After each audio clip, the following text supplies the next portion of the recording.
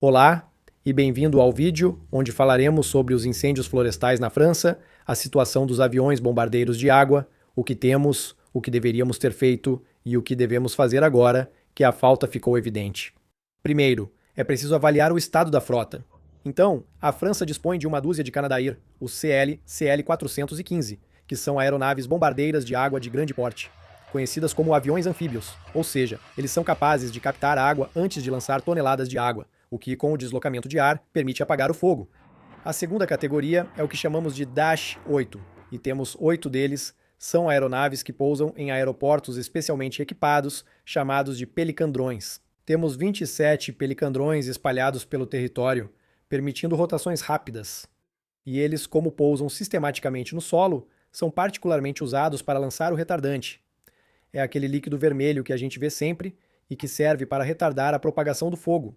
Além desses aparelhos, temos 3 Beechcraft, que são nossos aviões de coordenação usados para observação e aumentar a eficiência da frota.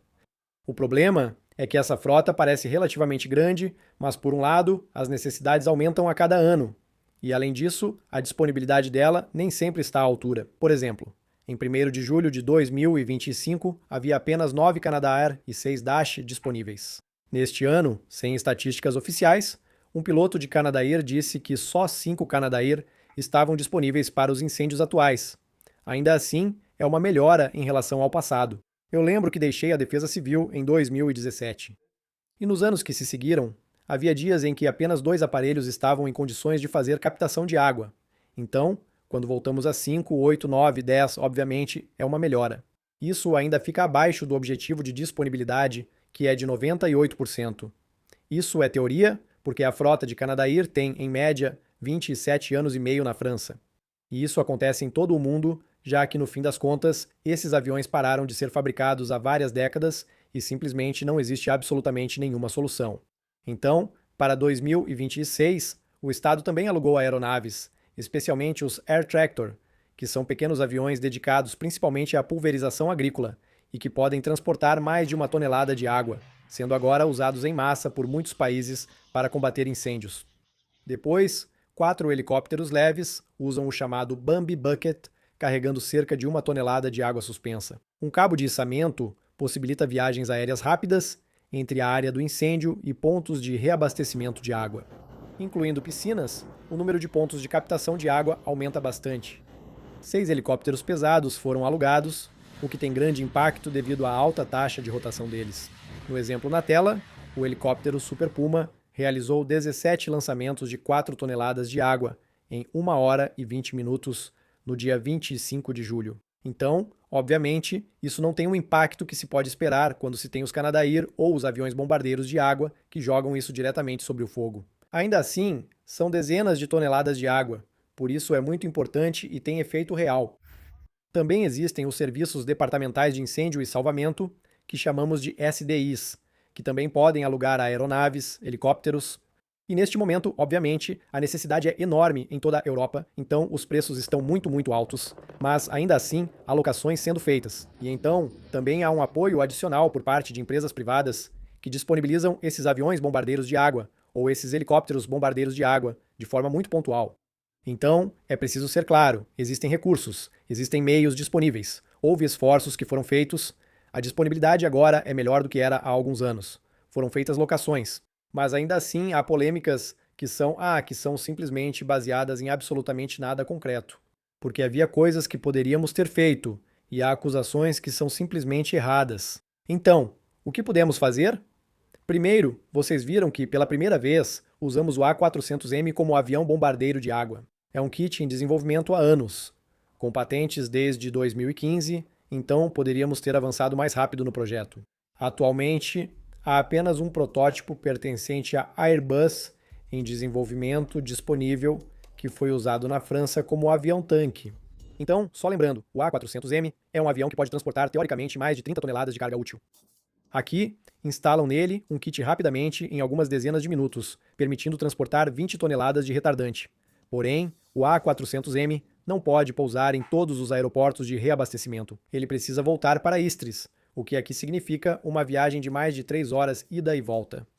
Assim, o ciclo e o rendimento são relativamente lentos. Mas, obviamente, se um dia estivermos melhor organizados, se houver uma preparação, podemos imaginar que haja rotações muito mais intensas e muito mais rápidas. Mas, para este ano, não fizemos o pedido, então só há um kit disponível, que é o kit protótipo. Se quisermos mesmo mais, precisamos pedir já, pois a cadeia industrial entrega só após 18 meses. Seria no início de 2028, portanto, relativamente tarde, especialmente comparado a outros projetos que mencionarei. Além disso, há a questão da disponibilidade dos aviões na Força Aérea. A Força Aérea não possui aviões A400M suficientes e precisaria de mais unidades para manter alguns em solo, prontos para incêndios.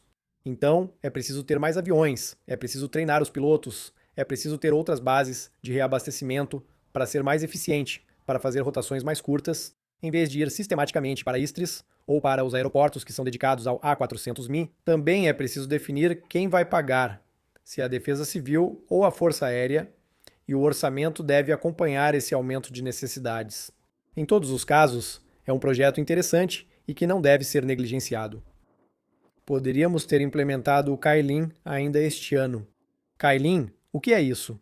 São grandes bombonas que cabem em caixas de papelão e pesam 1 tonelada, usadas para armazenar água ou retardante.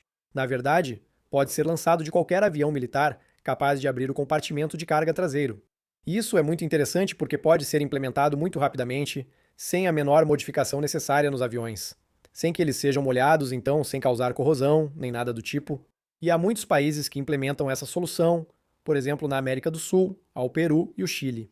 Na Europa, podemos citar, por exemplo, a Romênia, que utiliza isso em larga escala há anos, ou então, mais uma vez, Israel, que também faz uso massivo dessa solução. Isso pode ser implementado ainda este ano, mas até onde sei, não houve contato.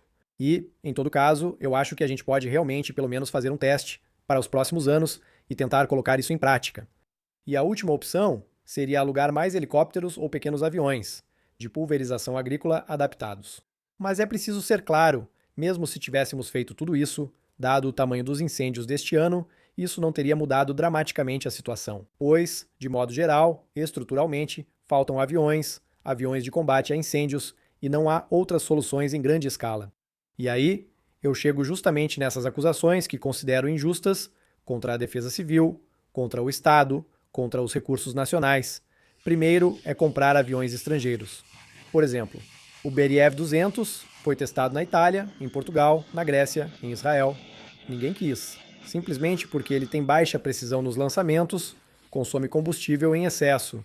Aliás, nem foi certificado fora da Rússia. Mesmo se tivéssemos comprado esse avião, a manutenção seria catastrófica e, como os motores são ucranianos, não há peças de reposição. Países como Argélia e Azerbaijão, que compraram, não têm peças de reposição e acabam abandonando a aeronave. Depois, na China, há o AG600. Ele existe só em alguns exemplares operados no país, sem certificação fora da China e não é oferecido para exportação. Assim, parece mais uma estratégia de comunicação chinesa do que uma solução real. E a última opção é o Shinmaiwa, japonês. Nesse caso, é simplesmente um hidroavião dedicado à busca e salvamento no mar. Ele foi produzido em apenas 9 exemplares, há cerca de 20 anos.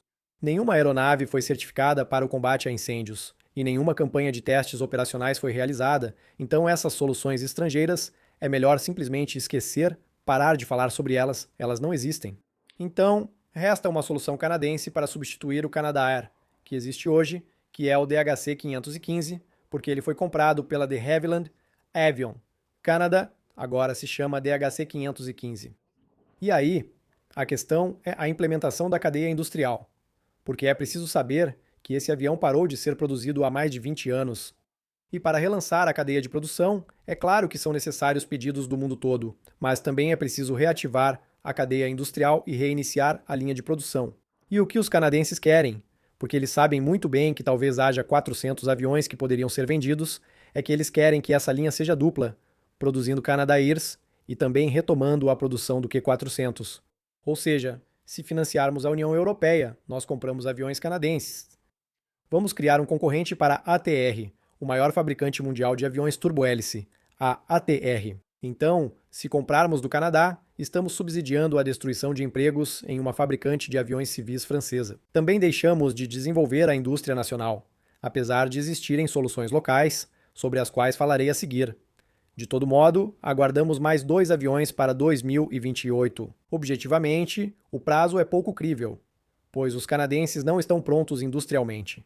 Além disso, há mais 2 exemplares previstos para 2032 e 2033. Só que nesse prazo, teremos soluções nacionais, inclusive para aviões anfíbios, e, portanto, logicamente, faz mais sentido optar por outros tipos de aeronaves.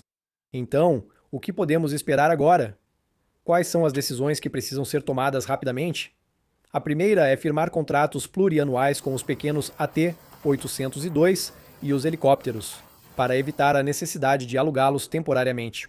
Isso nos dá uma visão clara sobre a capacidade real, permite que tenhamos uma estabilização dos preços, sabemos quanto vamos pagar, então temos orçamentos definidos e a eficiência esperada.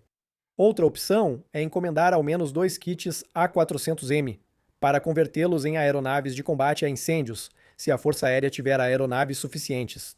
A terceira solução, que eu realmente acho que se soma a tudo isso, é adquirir o Kailin, para instalá-lo, por exemplo, no Hércules CC-130, no CASA e no A400M, para poder fixá-lo assim. Dezenas de toneladas desses contêineres de retardante, já eficazes em vários países e com bom custo na Europa, e acima de tudo, é preciso fazer o pedido imediatamente. Encomenda para os 2 projetos nacionais que são apoiados, tanto pela Federação Nacional dos Bombeiros, quanto pela Intent Valable. A Intent Valable é quem vai validar os equipamentos da Defesa Civil, da mesma forma que a Direção de Armamento, a DGA, valida os equipamentos das Forças Armadas.